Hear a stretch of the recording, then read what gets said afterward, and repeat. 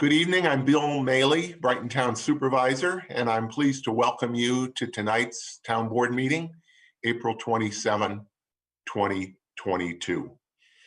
In just a few minutes, we will be entering the open forum portion of our meeting, but I just want to give everybody the heads up as we do at each meeting. In the open forum, we give you the opportunity to address the board concerning matters relating to the town, whether or not they're on our agenda tonight. Now, if you are watching us on YouTube, on our YouTube live stream, or on our community access cable channel, you'll have to join us on our Zoom link, and the instructions for doing that can be found on the town's webpage, www.townofbrighton.org. Before we continue the meeting tonight, though, I will ask for a minute of silence to observe Yom Hashoah, Holocaust Remembrance Day, which begins at sundown.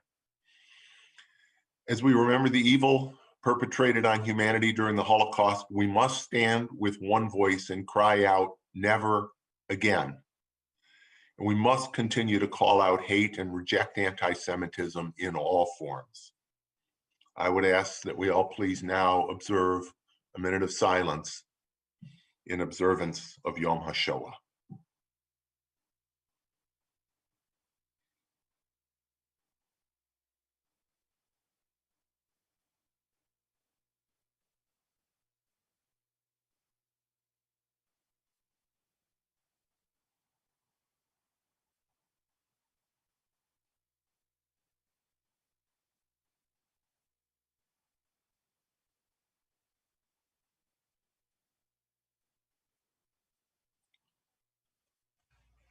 Thank you very much. We continue to make all of our town board meetings accessible to our deaf and hard of hearing community with our ASL interpreters, Allie and Heather. Thank you both for being with us tonight. Just as a reminder, the packet for tonight's meeting, which contains all of the information that we will be using and reviewing in making our decisions tonight, as well as the proposed resolutions we will consider, are all available on that same Town of Brighton webpage, www.townofbrighton.org. Start with a pledge to the flag. I pledge allegiance to the flag of the United States of America and to the republic for which it stands, one nation, under God, indivisible, with liberty and justice for all.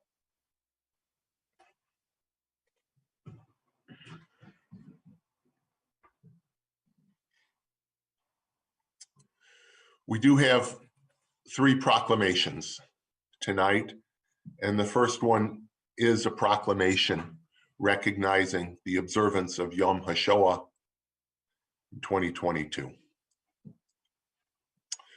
Whereas Yom Hashoah, or Holocaust Remembrance Day, commemorates the victims and survivors of the Holocaust, so that we will never forget the horror of the Holocaust, especially as Holocaust denial, historical revision, and anti-Semitism increase in the United States and around the world. And whereas Yom Hashoah marks the anniversary of the Warsaw Ghetto Uprising, the largest Jewish uprising during World War II, and the inspiration for uprisings in other ghettos created by Nazi forces. And whereas today we reflect on how the Nazi regime systematically murdered 6 million Jews and millions of other innocents, including Roma, Slavs, Poles, persons with disabilities, LGBTQ individuals, political dissidents, and so many others. And whereas we must never forget the truth of what happened across Europe during the Holocaust, or forget the horrific crimes and suffering the Nazi regime inflicted on millions of innocent people, as entire families were wiped out and communities were shattered. Where remembrance is our eternal duty, but remembrance without action risks becoming an empty ritual. Each of us must stand against human cruelty and human suffering, anti-Semitism, and all forms of hatred. And we must recommit to educating successive generations about the Holocaust. Now, therefore, be it proclaimed that I, William W. Maley, Brightontown Supervisor, on behalf of the members of the Town Board, do hereby recognize today, starting at sundown, April 27, through tomorrow, sundown, April 28th, as Yom Hashoah, or Holocaust Remembrance Day, in the town of Brighton, and ask that the people of the town of Brighton remain vigilant against anti-Semitism and against attempts to delegitimize the history of the horror of the Holocaust. And this proclamation is signed April 27th, 2022. Not only is today Yom Hashoah at sundown, but today is also the third anniversary of the shooting at the Chabad of Poway, California, 3 years ago. That shooting left one person killed, 3 people wounded, including the rabbi at Chabad. 19-year-old man, the shooter, wrote a message indicating that he believed that Jews were planning genocide in Europe. And he praised the killers in that letter. He praised the killers who had bombed the mosques in Christchurch, New Zealand, and the shootings at the Tree of Life Synagogue in Pittsburgh, Pennsylvania. Words matter. Silence is complicity. We must not remain silent in the face of hate or words expressing hate.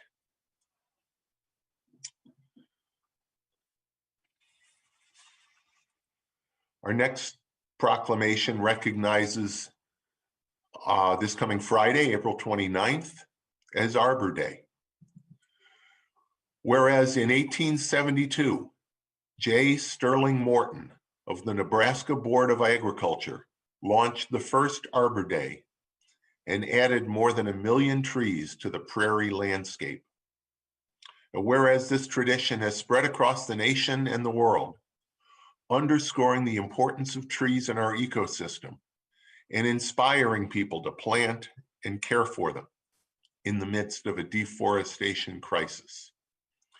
Whereas trees contribute significantly to reducing carbon levels, soil erosion, filtering water for cleaner streams and rivers, providing habitat for wildlife, producing oxygen, and providing a renewable resource for paper, fuel, and other wood products.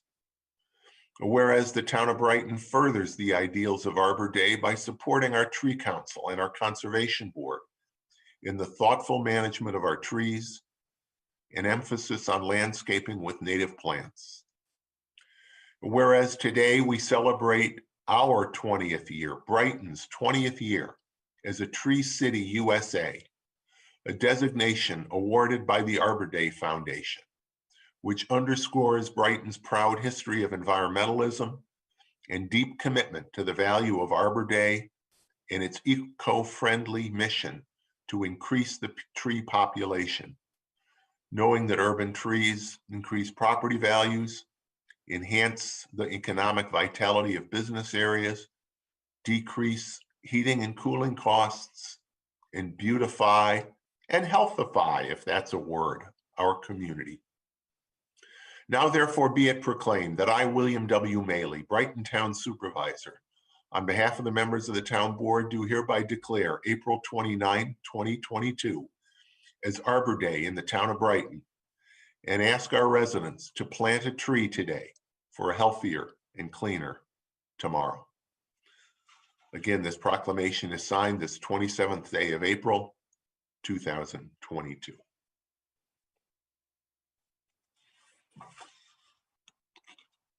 And finally, and this is always a fun one, because this is one person in our town and really in municipalities everywhere that sometimes, sorry, Dan, sometimes gets forgotten, but is really, as all of us who are around town hall know, the town clerk, and of course the assistant to the supervisor, but the town clerk really is the glue that keeps things together.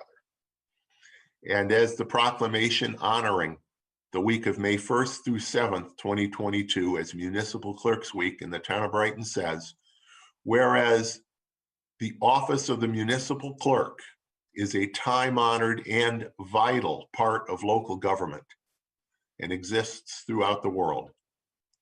Whereas in Brighton, the office of the town clerk provides the professional link between citizens, local government bodies, and agencies of government at other levels.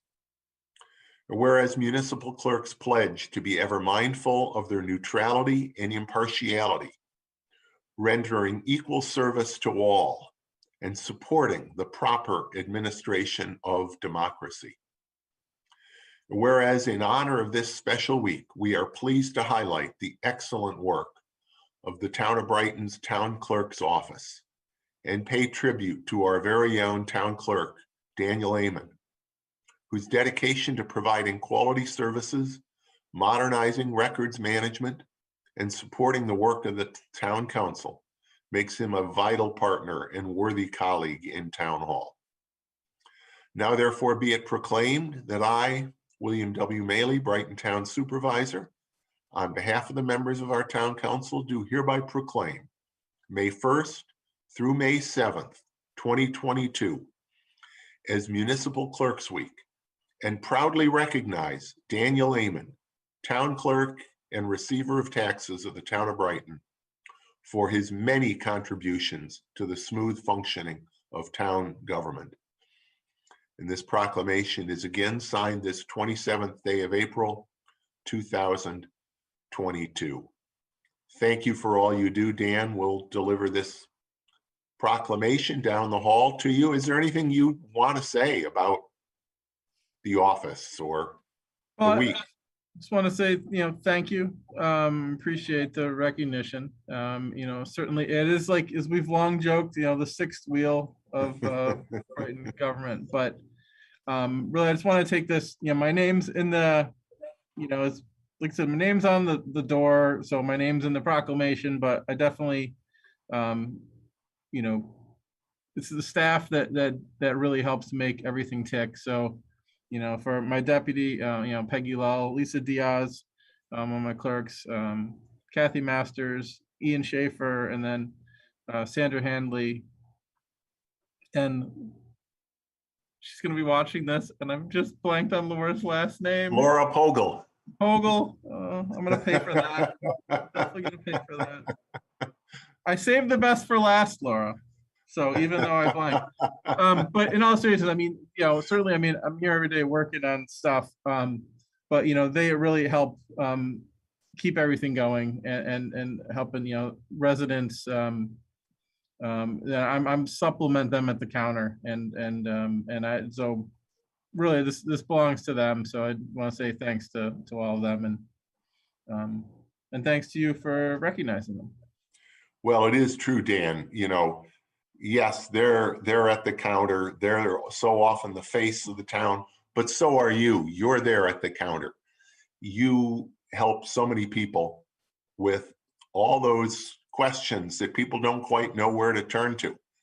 And fortunately, they find their way to the town clerk's office. And you really do. It's just remarkable how many ways you provide service to the residents of Brighton and to others, business owners, so people from around the area. Thank you very much. You deserve all the recognition and more. Okay, we are finished now with those proclamations. Hang on just a second here. I do just want to real quickly talk about COVID. As much as we all would like to, move past COVID. The reality is that in the Rochester area and really across upstate New York, the thruway corridor from Buffalo to Albany right now is not only has the highest COVID transmission levels in the country, but possibly in the world. So while we may hear the nightly news talking about the pandemic is over, here in this part of the country, in our community, the pandemic is not over by any stretch. And I want to strongly encourage anyone listening to get a booster shot or their second booster shot if they're ready to do so. I can tell you you can go online at the pharmacies. They'll get you in very quickly, often the same day. I can only speak for myself. The side effects have been very, very minimal. But the CDC has placed Monroe County and the surrounding counties into its red level, high level of transmission. So this is still the time. This is still the time to take those precautions. I want to encourage everybody as strongly as I possibly can to wear a mask whenever you're indoors, whenever you're around people indoors. Wear the mask. It does make a difference. And maintain distancing. So we still got work to do. So I just want to send that message out to everybody. We will now proceed with the open forum portion of the meeting. The open forum is an opportunity to address the town board on matters that affect the town, whether or not those matters are on our agenda this evening. We may not be able to answer your question, particularly if your question doesn't relate to a matter that is on the agenda tonight. But I can assure you, we take your comments seriously. We listen carefully to your words, and we appreciate you coming in. Now, we do have a public hearing tonight on a proposed local law entitled Brightontown Code Technical Amendments, Local Law of 2022. And if you're here to comment on that proposed local law at the public hearing, which will be starting a little later, I would ask that you hold your comments until that public hearing is open, so your comments can be included in the record of the hearing and considered in the matter by the town board. As I mentioned a moment ago, if you want to participate in the open forum, you'll have to join us here on Zoom by following the directions on the Town of Brighton webpage, www.townofbrighton.org. If you would like to speak during the open forum and you're on the Zoom page, use the Zoom raise hand feature. You'll be recognized and unmuted. Each speaker will have 3 minutes to address the board. I'll advise you when you have 30 seconds left. Please address your comments to the board and not to other members of the audience. Please refrain from personal attacks of any kind. Our goal here in the open forum is to give you the opportunity to express your thoughts about the town and for us to listen carefully to your input. We will now begin the open forum, and Bridget, I'll ask, is there anyone with their hand raised wishing to speak? I don't see anybody. At this point, we do not have anybody in the waiting room for either the public hearing or the open forum. All right, well, we'll ask again in a moment when we get to the when we get to that public hearing. But Bill, I move to approve the agenda. Thank you, Chris. Can I have a second? Can I have a second, Christine. please? Thank you. Second, Christine. Dan, please call the roll. Councilmember DePonzio, Aye. Councilmember Werner, Aye. Councilmember Wilt, Aye.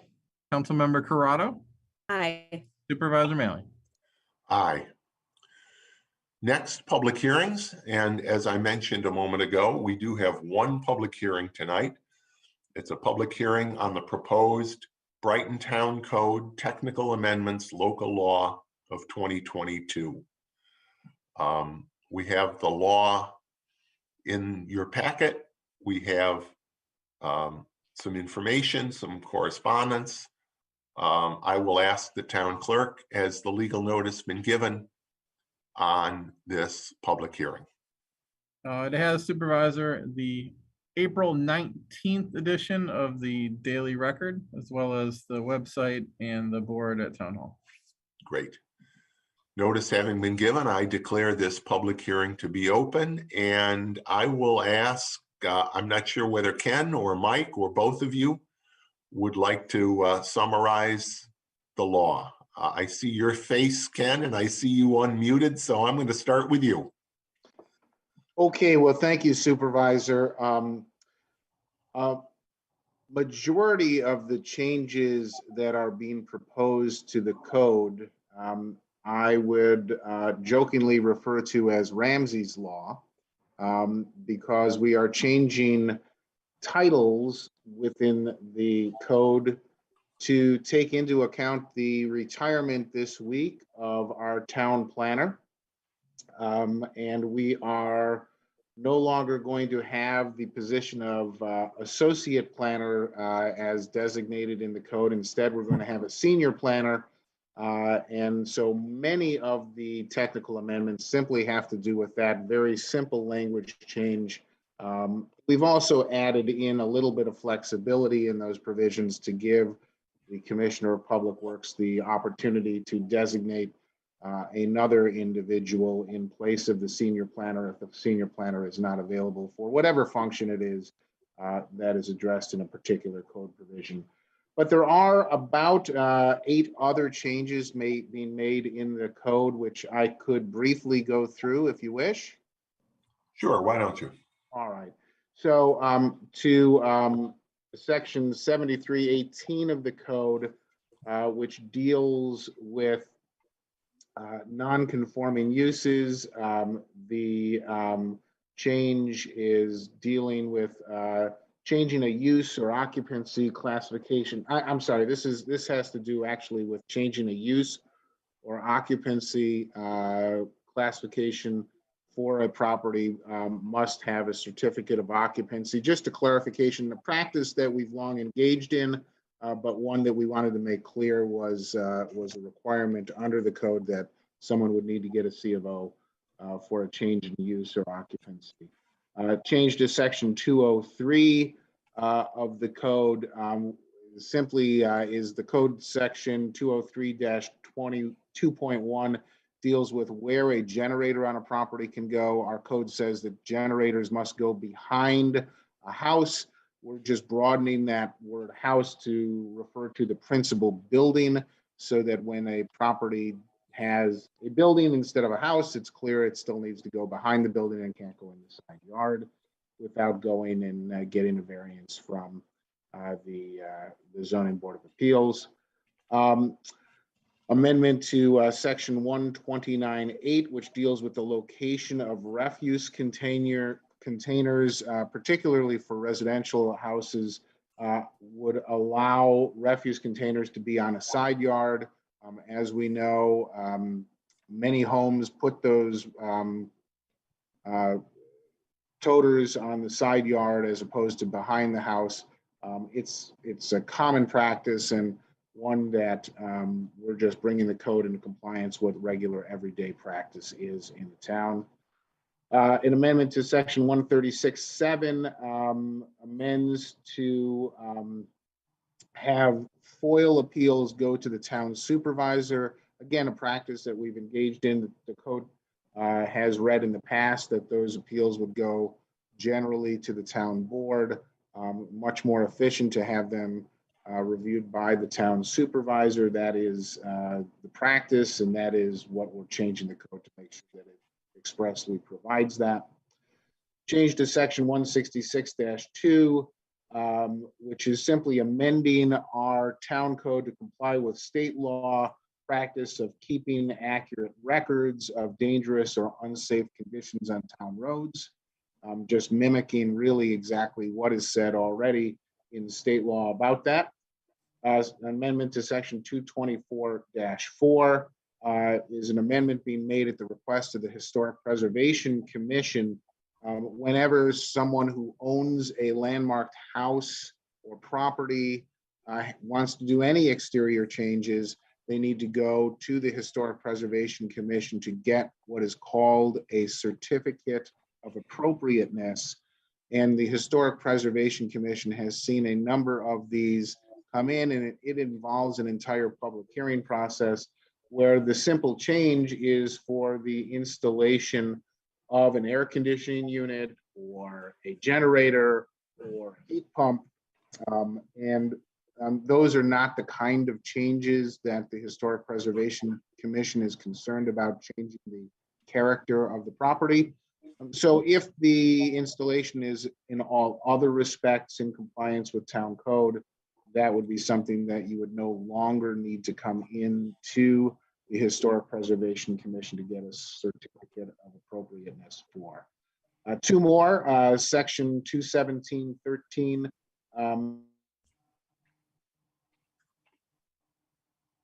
Clarifying the intent of the town to require proof of a developer for the ability to get or obtain Monroe County and New York State curb cut permission and highway permits. And this is really a sequencing change because the way the code reads now, it creates an obstacle to a project sometimes going forward expeditiously.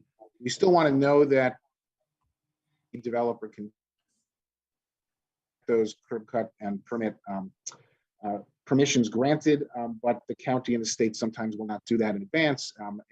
So this just gives the town staff a little bit more flexibility to keep those projects moving. And lastly, an amendment to section 225.23. This has to do with I had this one first in my mind. This is the non-conforming use provision. The concept of the non-conforming use provisions of our code are where there is a use of property that is not in conformance with town code.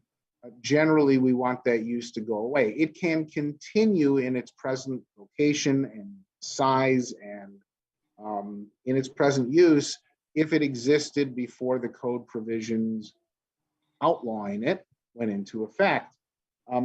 However, there is a provision which has an exception that allows for flexibility where the new use proposed would be more in keeping with the town master plan. And the town staff wants to be able to allow, or the town staff wants to be able to recommend to the, for example, zoning board and planning board, that those new uses, which are more in keeping with the town's master plan, but still potentially non-conforming, could be allowed under that code provision. So again, giving more flexibility to allow those uses to come more in compliance with the master plan than the prior non-conformance. So those are the code changes, the technical amendments that are being proposed. Mike, I don't know if you wanted to add anything to any of that. Just real quick, Ken, just that, we did receive a county referral, indicated that it was a local issue, that the county was okay with that it was a local issue, the county didn't really have any jurisdiction. Also, we received a report from the planning board, and you also see in your paperwork some of the secret documentation that you'll need to consider tonight. Thank you both. That's a very thorough presentation. I think you could tell from listening to Ken that a lot of that was in keeping with the name of the proposed local law. Those are very technical in nature, those amendments. But there was a common theme there that I heard, time after time. There's streamlining involved.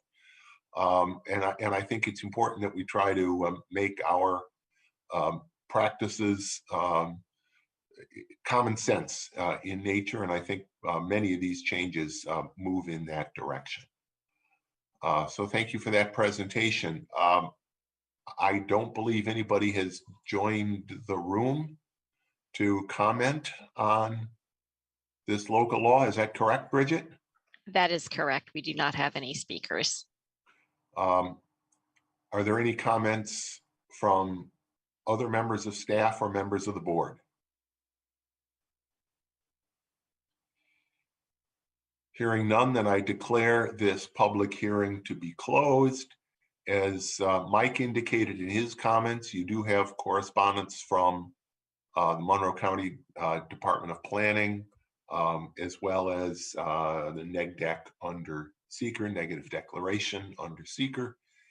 And I will ask Council Member Corrado, please, for a motion. Certainly.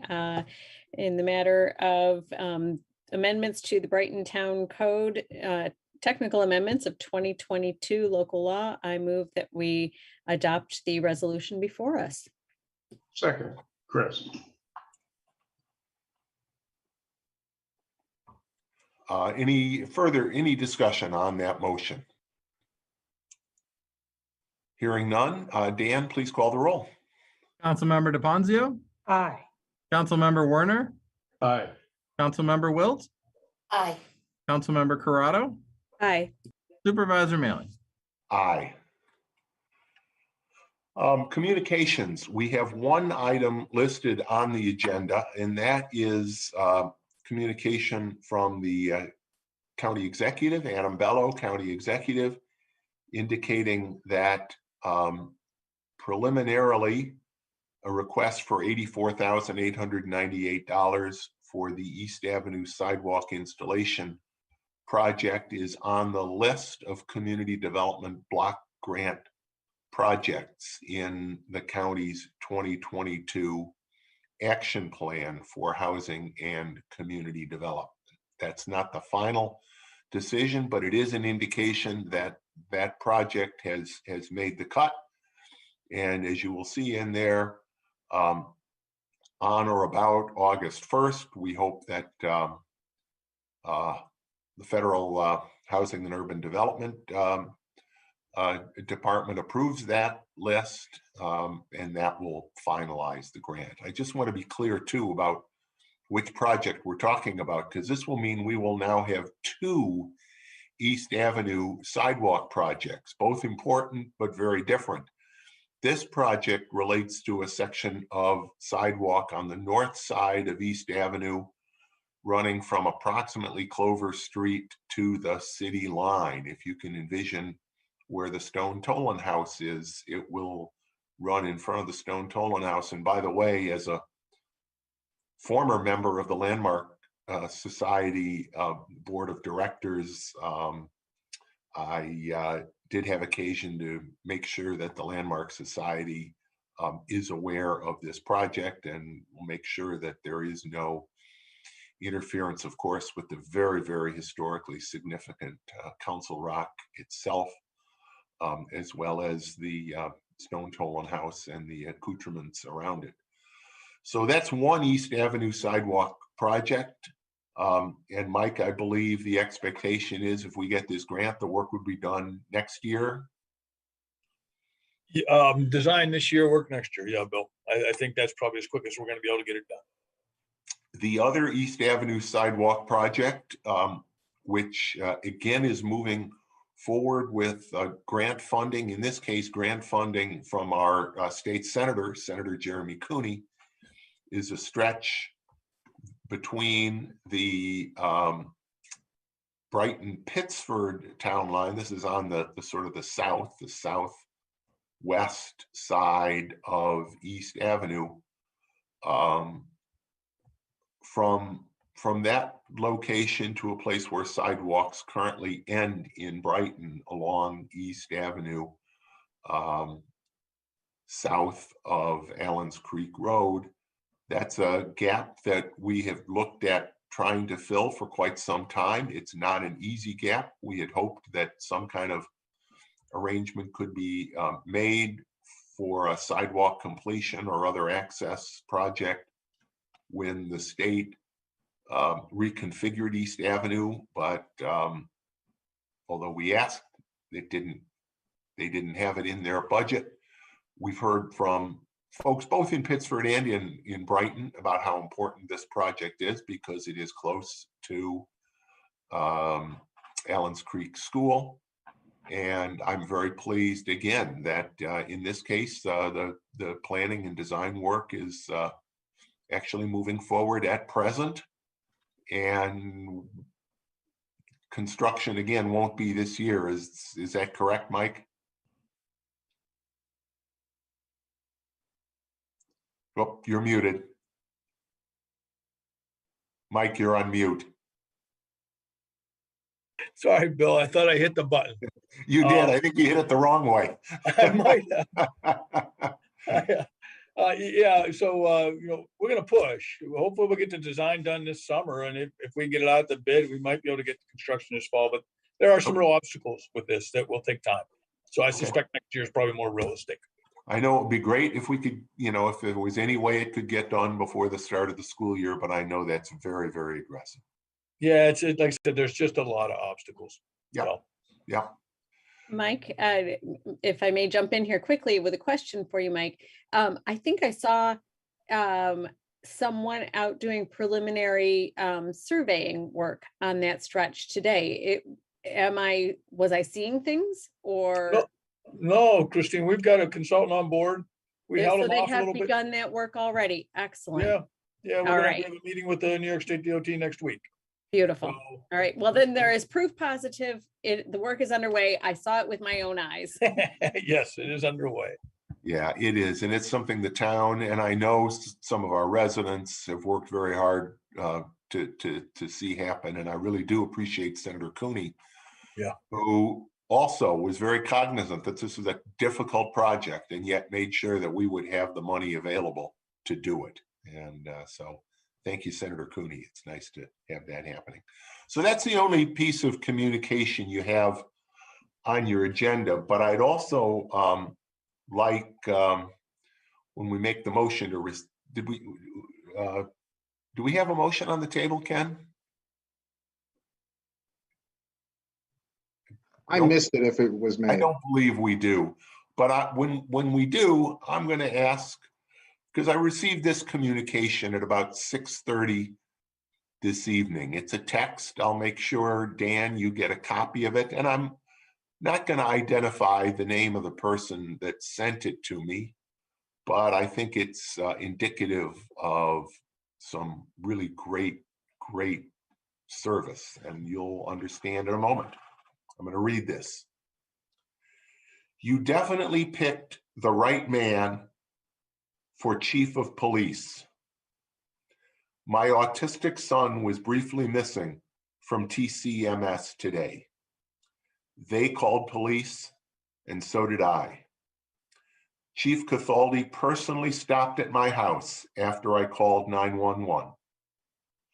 My son was found safe, and it was great to know that the chief himself and the entire Brighton Police Department were looking for him. It doesn't get much better than that. And I asked the gentleman who sent me that if I told him we had a meeting starting in half an hour, and would it be okay to read that message, obviously protecting his identity, and he was very happy to allow me to do so. The chief talked just at the last meeting, I believe, about how all members of the department have now completed crisis intervention training, about 40 hours of training, and training in dealing with people with autism, people on the spectrum. I know was part of that training, and you've had separate training with local autism organizations. So, Chief, to you and to your entire department, recognition of, once again, a job very well done. Thank you. Can I then have a motion to include both of those items, to receive and file both of those items of correspondence? So moved. Christine. Second, Jason. Thank you. Any further discussion? Hearing none, Dan, please call the roll. Councilmember DePonzio, Aye. Councilmember Werner, Aye.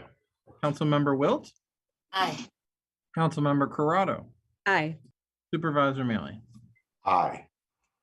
We'll move from there to committee reports, starting with Community Services Committee. Robin. Thank you, Bill. The Community Services Committee met last Wednesday, April 20th. Among the items that we discussed were under continuing business, park issues. Field and sport group requests are surging at this time, and after a long snowy winter season, fields are saturated with water and too wet for use currently.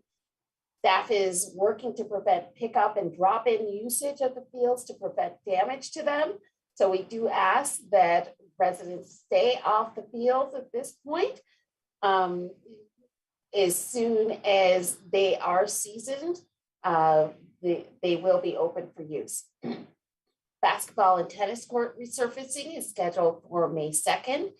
However, the work is weather dependent, so the anticipated schedule is subject to change. There was a discussion about the importance of annual court maintenance to maximize surface long-term durability.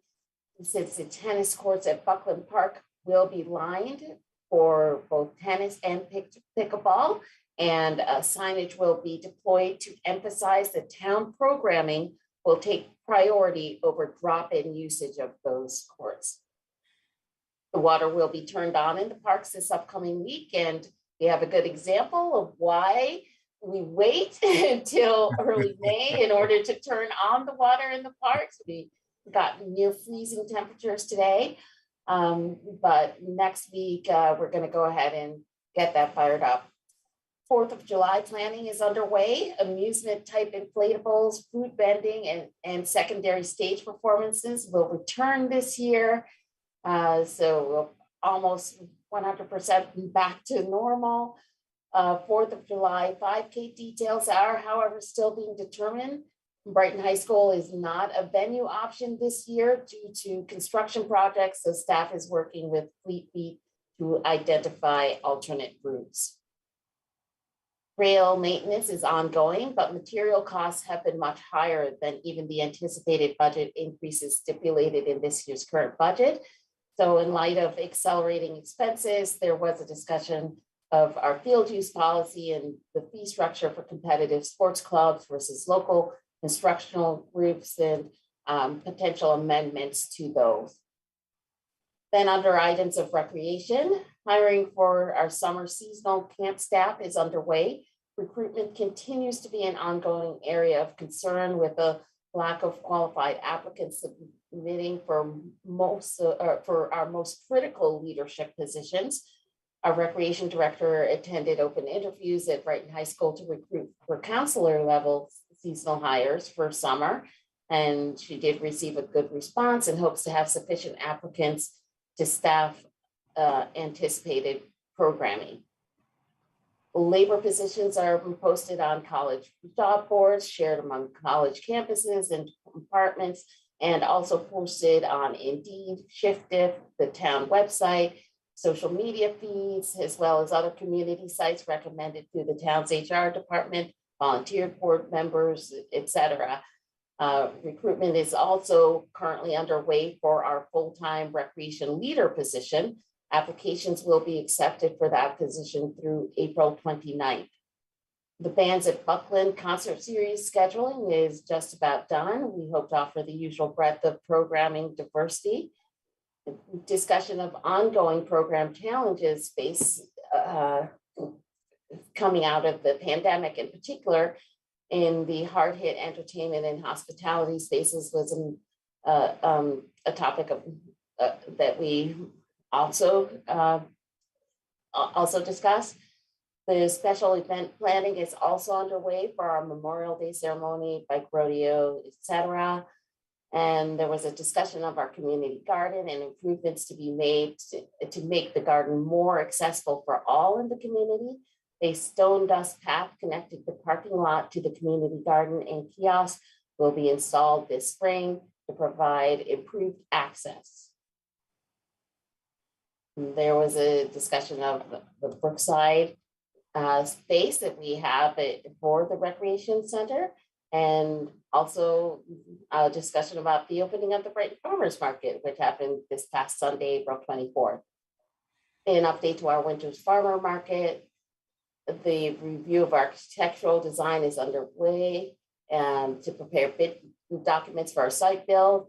And given increased materials pricing, plans and materials are being evaluated to identify potential areas for cost saving. An update to our Inclusion, Diversity, and Equity Advisory Board.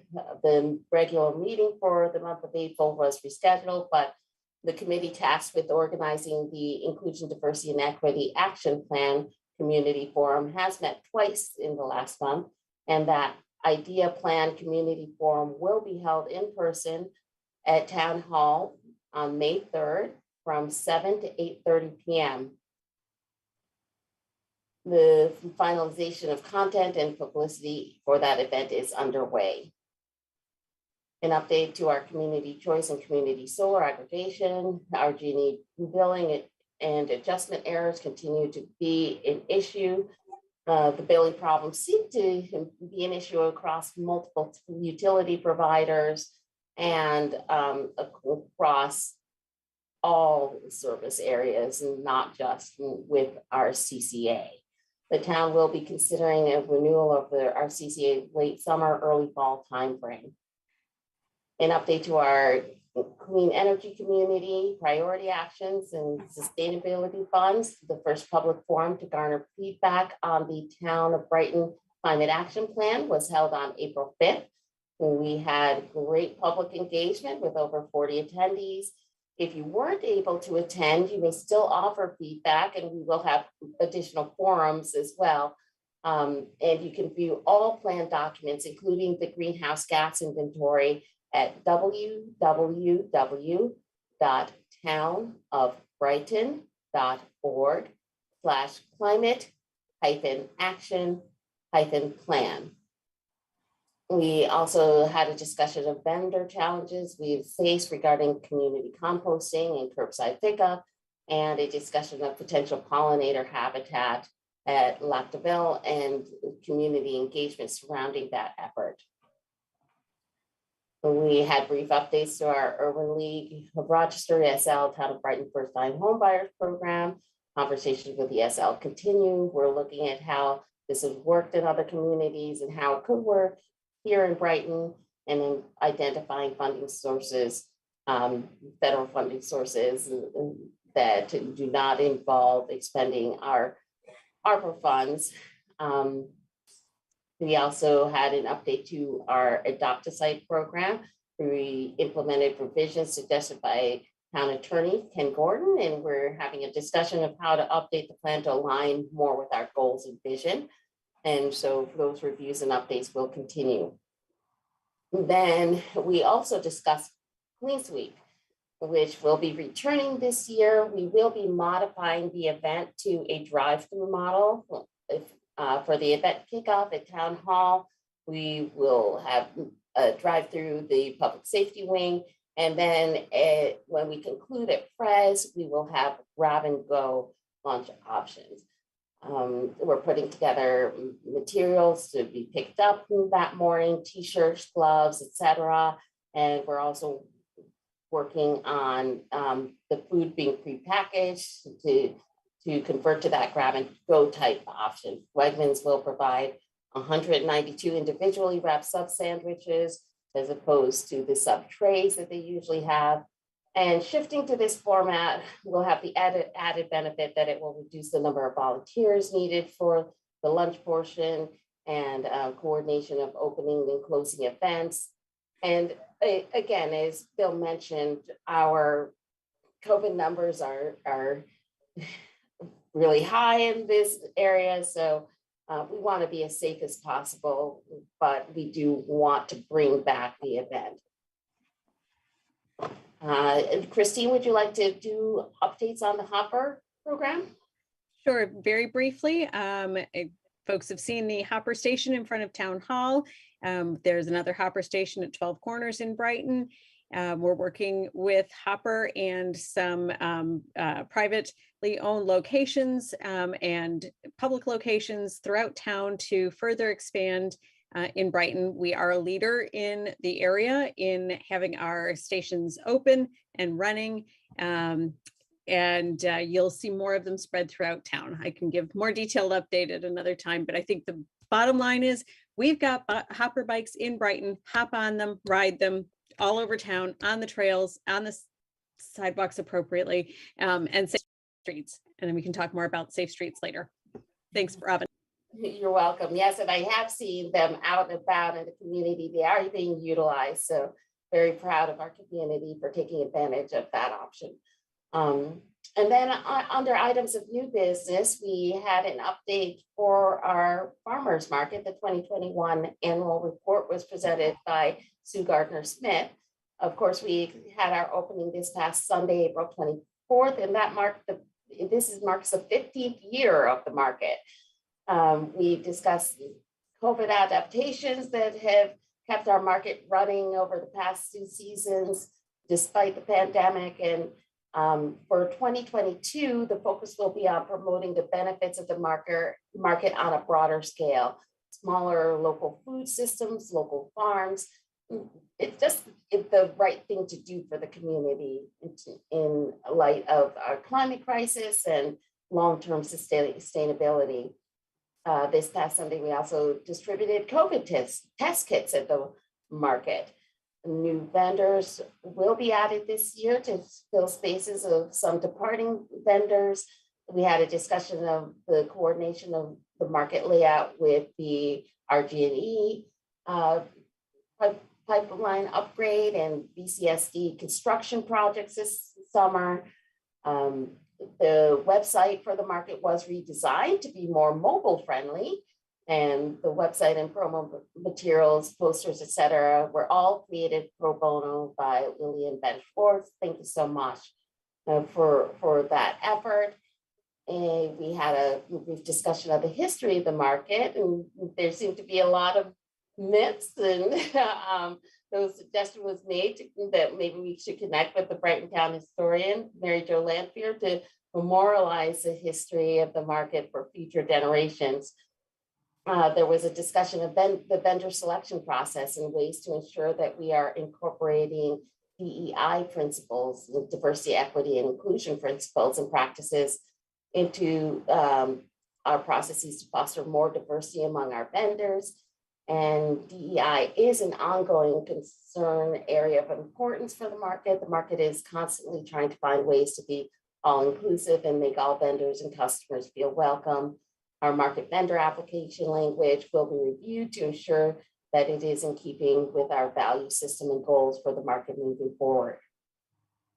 And I just wanted to highlight our upcoming events this Saturday, April 30th, from 10 a.m. to 2 p.m. at the Brighton Town Hall Public Safety Wing. We will have our annual semi-annual Drug Enforcement Agency National Pharmaceutical Take Back event. Chief, did you want to comment on that at all? No? Yep, I'm sorry, my computer's running slow. Yeah, I'll actually be there from 10 to 2. We'll have officers there, and I don't think it's been widely advertised. I'll leave it up to both you and the supervisor.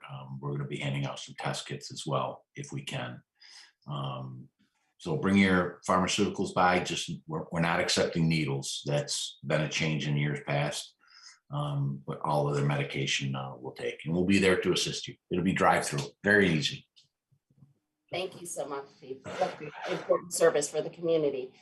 And as I mentioned earlier in my report, the Inclusion, Diversity, and Equity Action Plan Community Forum will be taking place this Tuesday, May 3rd, from 7 p.m. to 8:30 p.m. in person at the Brighton Town Hall, 2300 Elmwood Avenue. The return of Brighton Annual Clean Sweep will be on Saturday, May 7th, from 9 a.m. to 2 p.m. Again, we will begin at Brighton Town Hall. And our semi-annual electronics recycling and secure document shredding event for the spring will take place on Sunday, May 15th, from 9 a.m. to 12 noon. That, as usual, will be at the Brighton Highway Department parking lot, 1941 Elmwood Avenue. And our next meeting of the Community Services Committee will be on Wednesday, May 18th at 9:30 a.m. at the Brookside Recreation Center, 220 Idlewood Road. As always, members of the public are encouraged to attend. That's all. Thank you. Thank you, Robin. The chief mentioned, of course, that we will be distributing more COVID test kits this Saturday at the pharmaceutical take-back event, and I would hope that we can incorporate distribution of those test kits as well for Clean Sweep and for the recycling events. Great. Since they're both drive-through, they seem to lend themselves well to that. Again, thank you for that report. Next, Jason, Finance and Administrative Services. Yes, Bill, the Finance and Administrative Services Committee met last Tuesday, April 19th. Each of the items discussed in committee appear on tonight's agenda and will be voted on at this meeting. In addition, we discussed our summer schedule. And because of some scheduling conflicts, we're starting that in May rather than June as we normally do. So the summer schedule begins on Wednesday, May 4th. The meetings will be held on Wednesday mornings at 8:30 a.m. until our September 6th meeting. There will be some room changes for the May 18th and the June 1st meetings as well. So our next meeting will be on Wednesday, May 4th, and we will be meeting at 8:30 in the morning in the auditorium at the Brighton Town Hall, and the public is invited to attend. Thank you, Jason. Public Safety, Chris? Bill, the Public Safety Committee has not met since our last town board meeting, and the next meeting will be the 10th of May at 8 o'clock in the morning, and the public is invited to attend. Thanks very much, Chris. Finally, Public Works Committee, Christine? So Public Works has also not met since the last meeting. The next meeting is scheduled for next Tuesday morning, May 3rd at 9 a.m. in Town Hall. But while I have the moment, I have two Public Works related matters to share with the community. One is the collaborative Brighton Central School District and Conservation Board and Parks Department and Town of Brighton Arbor Day planting coming up on Saturday morning. Saturday is a busy day in Brighton, friends. Plan your schedules accordingly because you can start the day at 9 o'clock in Buckland Park with Dr. Smith leading the crew in planting 150 white pine and white spruce seedlings that were obtained through the New York State DEC School Seedlings Program. Shovels will be provided, all other materials are provided, but please do wear gloves, good gardening gloves, and outdoor weather appropriate footwear. My Facebook memories popped up with the planting from 2019. And if anyone remembers that adventure in planting in whipping winds and snow, if you survive that, you'll definitely want to come out this year, this weekend, when the weather promises to be beautiful. According to Matt Beatman, Director of Parks, he watches the weather closely. So come out, plant some seedlings on Arbor Day between 9 and 11, then swing by the Public Safety Wing to drop off your meds for collection. So that's the Saturday event. The other Public Works related matter that I want to be sure the community knows about, Reconnect Rochester is working, they do tremendous work on many matters related to multimodal transportation and our transportation infrastructure. I want folks to take some time to mind the gap, and that what we're talking about there is the gap in the pedestrian and bicycling network in the whole region. They've identified 10 locations. Reconnect Rochester has identified 10 locations in the Rochester area where bicycling infrastructure basically disappears. You can't get from here to there on your bicycle if you come upon these locations. 2 of the 10 are in Brighton, which to me was surprising. We're I mean, we're making progress and becoming more bikeable, more walkable. But we have some pretty big gaps. And the community can vote on these. The one gap is East Henrietta Road at the 390 interchange. That is an absolute nightmare to get from, say, City Gate into Brighton, across that interchange and to the Monroe Community College campus. You just can't do it on bike or on foot. There is an opportunity to raise awareness about that really dangerous stretch of roadway. The other is the Elmwood Avenue cycle track. We were very excited last summer to know that we might be in the running for funds to see the cycle track extended from the city line where it currently ends all the way out to 12 Corners.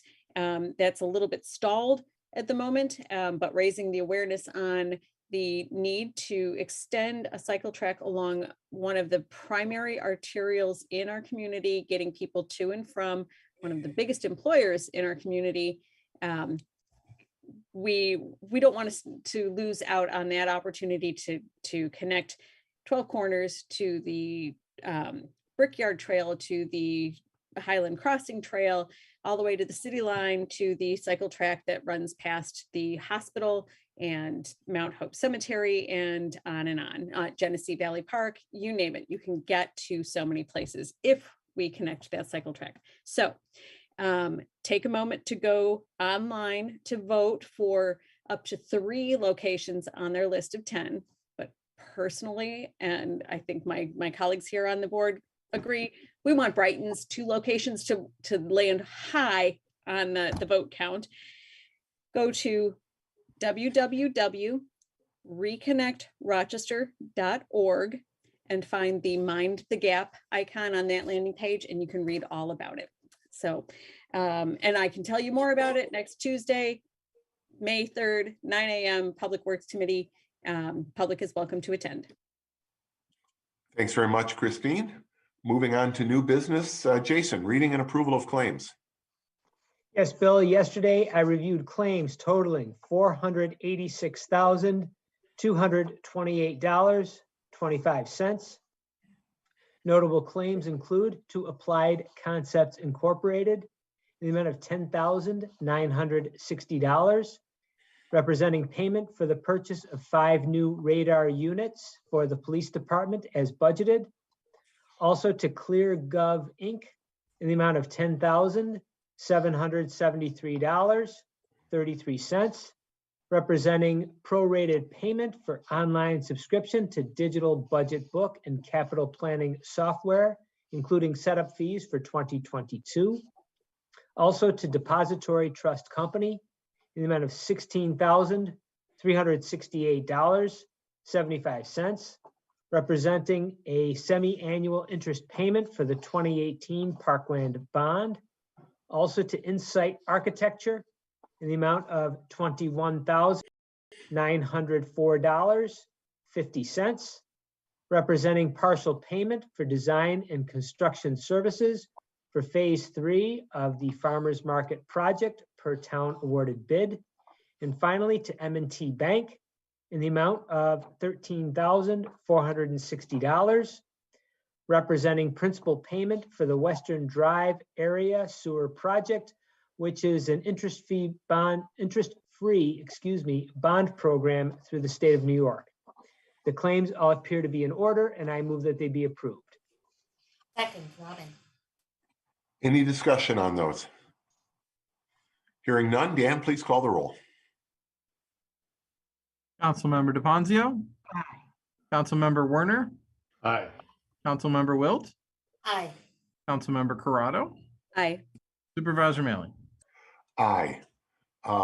Next matter, Chris, termination of the West Brighton Fire Protection District Length of Service Award Program. Yes, so moved. No, Bill, the next item is the termination of the West Brighton Fire Protection District Length of Service Award Program. I move that we adopt the resolution before us. Can I have a second? Second, Christine. And I'm going to turn the mic over to Town Attorney Ken Gordon, because there's quite a bit going on here. Well, I'll try to be briefer than my last presentation on the technical. So as you all know, the West Brighton Fire Protection District ceased to exist as of January 1st, 2022. Fire service in West Brighton is now being provided by the Henrietta Fire District. Part of the town board's dissolution plan involved the termination of the length of service award program, which rewarded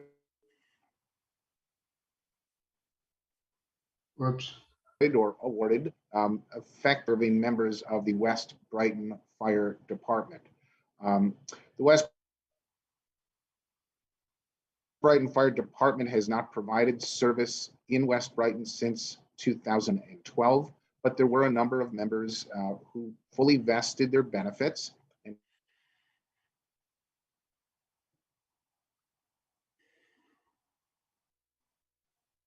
we have a fund of money that is distributed. So that is what we are doing. That is what this proposal is. Thank you, Ken. And there's quite a bit of material there in your packet. Does anybody have any questions for Ken? Again, I would, yeah, go ahead, Chris. Ken, I see that the termination of the length of service program is subject to referendum, and you've scheduled it in May. Thank you, Chris. Yes. Part of state law is that when you terminate a length of service award program, you need to hold a mandatory referendum of the voters of the West Brighton Fire Protection District. That will be held, I don't have it in front of me, but I want to say May 24th. It's May 24th from noon to 7. At the First Baptist Church. Nope, First Bible Church. First Bible Church on East Henrietta Road. Also incorrect. Faith Bible Church. Oh, yes, I'm sorry. You're right. It is Faith Bible Church. Thank you.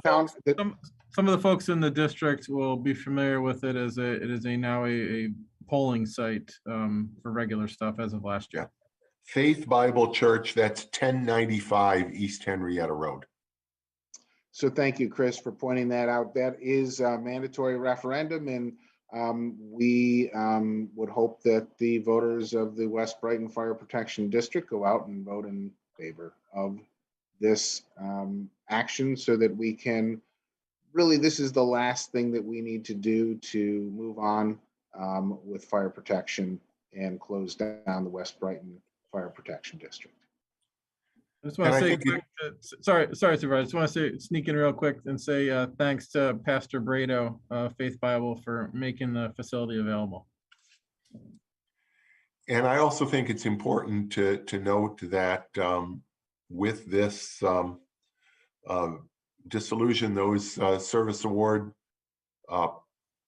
plan recipients will be receiving their benefits in a lump sum rather than over the many years that they would otherwise be receiving them. So thank you for that, Ken. Any more questions? Well, we have a motion to approve the termination of the LoSAP plan. If there's nothing further, Dan, please call the roll. And again, this is subject to mandatory referendum held on May 24th. Councilmember DePonzio? Aye. Councilmember Werner? Aye. Councilmember Wilt? Aye. Councilmember Corrado? Aye. Supervisor Mailey? Aye. Christine, the next matter. Yes, the next matter seeks to approve the solicitation of bids for engineering services related to the rehabilitation of the bridge over Allen's Creek on French Road. I move that we adopt the resolution before us. Second, Chris.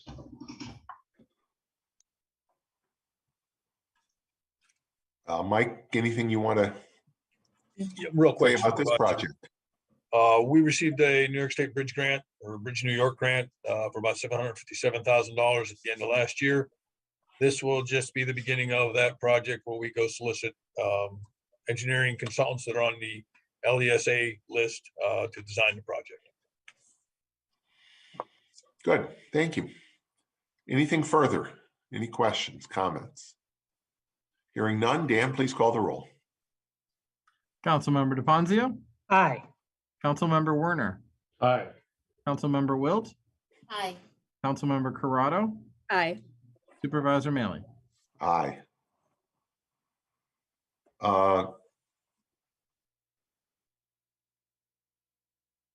Let's see, next item, Christine, why don't you do this one? Certainly. The next item seeks to approve the appointment of Eric Castle as a part-time permanent assistant in Group 10 of the part-time permanent seasonal employee wage schedule. I move that we adopt the resolution before us. Second, Robin. Mike, this position? Sure. When we did a little bit of restructuring, if you remember last year or the end of last year in the planning and building with the anticipation of Ramsey's retirement, we realized that we did need a little bit extra help with the property maintenance. This position will be doing a lot of property maintenance inspections. We tried to fill the position in the past and we're not successful. We have high hopes for Eric, let's put it that way. Looking forward to him starting. Looking forward to relieve some of the load off of Ed Shiro, our building inspector also. Great, thank you. Any further comments on this hire? Hearing none, Dan, please call the roll. Councilmember DePonzio, Aye. Councilmember Werner, Aye. Councilmember Wilt, Aye. Councilmember Corrado, Aye. Supervisor Mailey. Aye. Next matter, Robin, why don't I have you do? Certainly. The next matter seeks to set a public hearing pursuant to town law, section 202-B, for the proposed expenditure of consolidated sewer district funds totaling $166,720. I move that we adopt the resolution as prepared by the town attorney. Second, Jason. Ken, if you would say a few words about this, since this is specifically covered by that section of the New York State town law. Well, actually, I'm going to defer to Ms. Parker. This was actually a resolution drafted by bond counsel, and Paula really worked on this. Right. Apologies, Paula, go for it. That's okay, thanks. During the review of the finalization of our performance from 2021, and in conjunction with projects we had budgeted in the capital improvement plan for 2022, we discovered that were able to fund these items with some funding we have as a result of being leftover funds from the previous year. However, in order for the sewer district to purchase their small dump truck to assist with 1/3 of the lighting and 1/3 of the purchase of an excavator, we have to do a public hearing because the sewer is a special district. And when we do the public hearing, Mike, I believe, will come in with some more facts and figures on exactly what we're going to buy. Great. And this is, as you said, just to set that public hearing. Correct. And the date of that public hearing is May 11th. May 11th. Yep. All right. Any further comments? Hearing none, Dan, please call the roll. Councilmember DePonzio, Aye. Councilmember Werner, Aye. Councilmember Wilt, Aye. Councilmember Corrado, Aye. Supervisor Mailey. Aye. Jason. Yes, the next matter seeks to adopt a bond resolution to fund the purchase of one 6-wheel heavy-duty dump truck with plow equipment and one excavator in an amount totaling $435,000. I move we adopt the resolution as prepared by bond counsel to the town. Second, Chris. Paula or Ken, either one of you want to Yes. comment, Paula? So in the capital improvement plan for 2022, our current budget year, we anticipated the purchase of a large snowplow truck and the purchase of our excavator. And if you read in the first couple paragraphs of the bond resolution, it does speak to the fact that a total of 510,000 will be spent. However, with the 75,000 that we anticipate coming in from the sewer department to help fund that excavator, we'll be issuing bonds in the amount of 435,000. Thank you very much. Further discussion or questions? Hearing none, Dan, please call the roll. Councilmember DePonzio, Aye. Councilmember Werner, Aye. Councilmember Wilt, Aye. Councilmember Corrado, Aye. Supervisor Mealy. Aye. Christine, finally, the last one. The last matter seeks to set a public hearing on May 25th at 7 p.m. for the proposed removal of 2 hazardous trees, one across from 31 Walden Place and the other at 60 Helen Road. I move that we adopt the resolution before us. Second, Jason. And again, on these, as we do always, you'll see the material supporting the recommendation, the tree hazard evaluation form, some pictures of the trees indicating their condition and some pretty significant defects in them. Further discussion? Hearing none, Dan, please call the roll. Councilmember DePonzio, Aye. Councilmember Werner, Aye. Councilmember Wilt, Aye. Councilmember Corrado, Aye. Supervisor Mealy. Aye. On the tree matters, though, I have one quick question for Oh, Mike sure. about the microbursts in the last few days and the trees that have come down in the community. I've seen several very large trees down, and I'm hopeful that none have caused any damage to property or people. Are there any town trees that were impacted that you're aware of?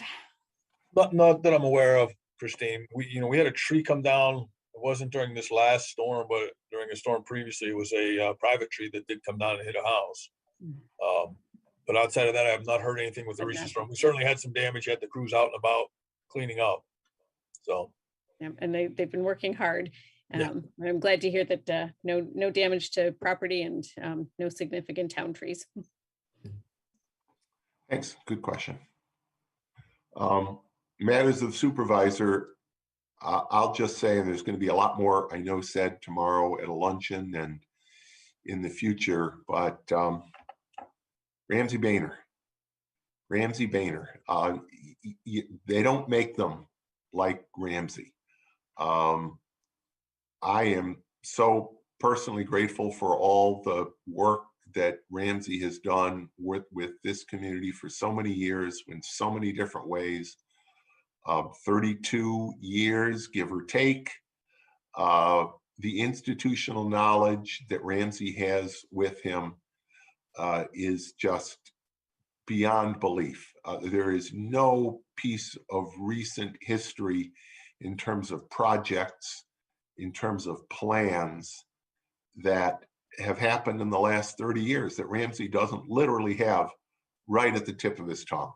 It's extraordinary. You can't replace that. We won't replace that. It's ironic, of course, and we've joked about it for years, that his formal title, associate planner, sounds like the professor that you only give 10 minutes to be late for before you walk out of their class. Ramsey's the professor you would wait the whole class for, because he's going to show up, and that your time spent with him is going to be incredibly worthwhile. So what a person, what a great person Ramsey has been to work with uniformly. Everybody that has worked with him here in our town hall will say that about him. And you are going to be missed, my friend, but more will be said tomorrow. Matters of the town attorney.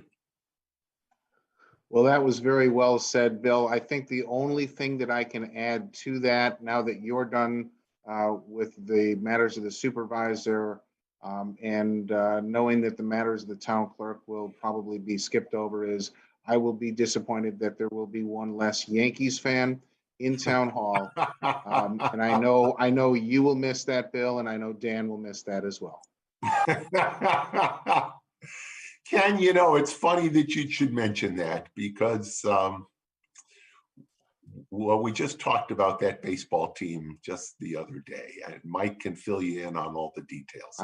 I'm sorry, matters of the supervisor are over now.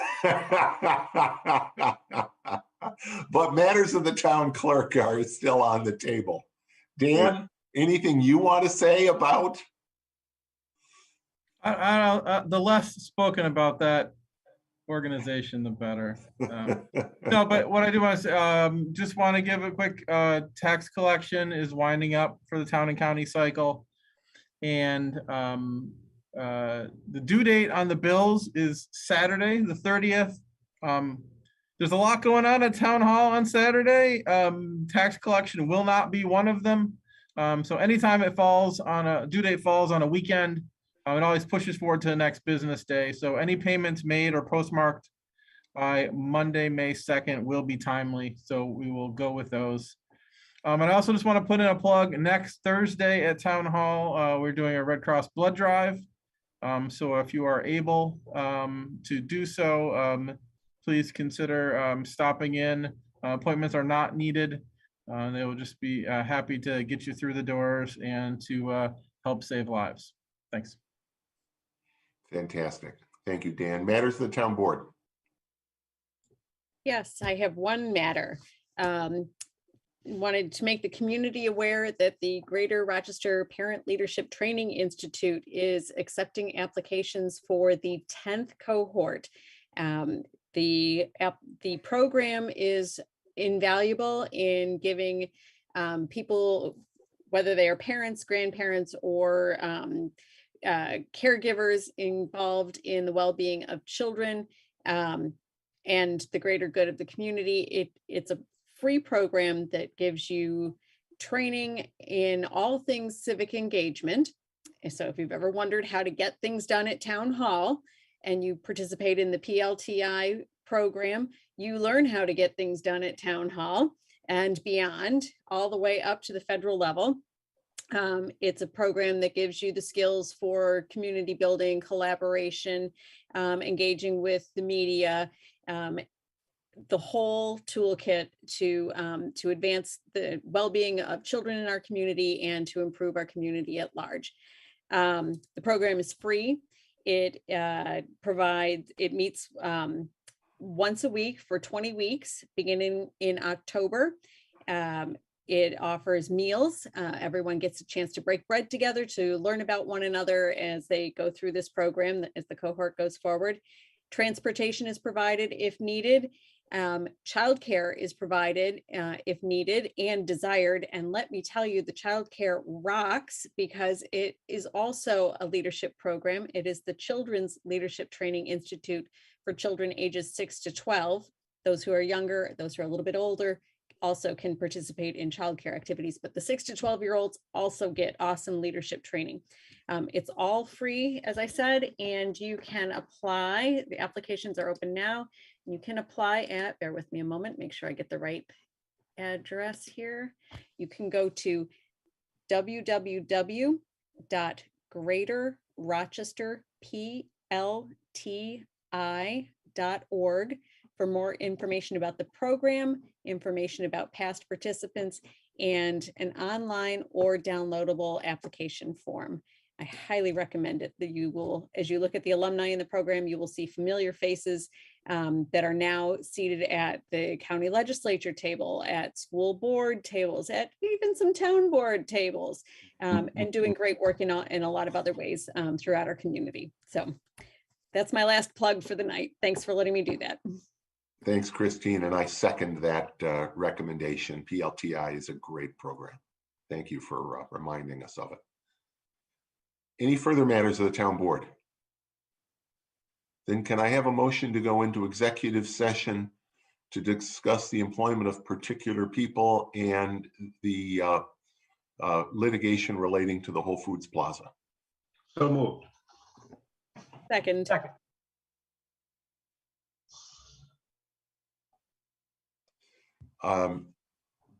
We have motion and a second. Dan, please call the roll.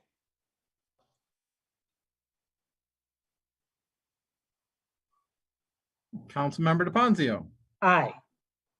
Councilmember Werner, Aye. Councilmember Wilt, Aye. Councilmember Corrado, Aye. Supervisor Maley. Aye. I do not anticipate that we'll be coming back into open session following the executive session. So thank you, everybody who watched tonight. Our next town board meeting, again remotely, will be held on May 11th at 7 p.m. Have a great night, everybody. Stay safe. Bye-bye.